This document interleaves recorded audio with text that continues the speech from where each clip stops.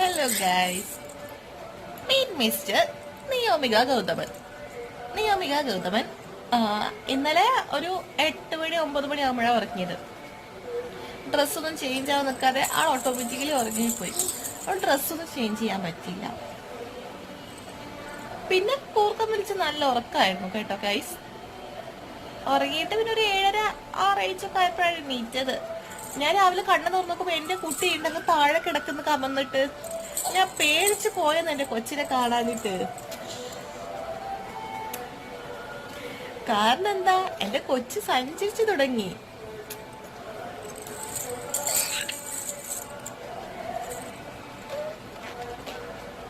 എന്റെ മോളെ തുപ്പി പഠിച്ചുട്ടോ ഗൈസ്. എപ്പോഴും ഒരു തുപ്പിക്കളിയാണ് ഇപ്പൊ.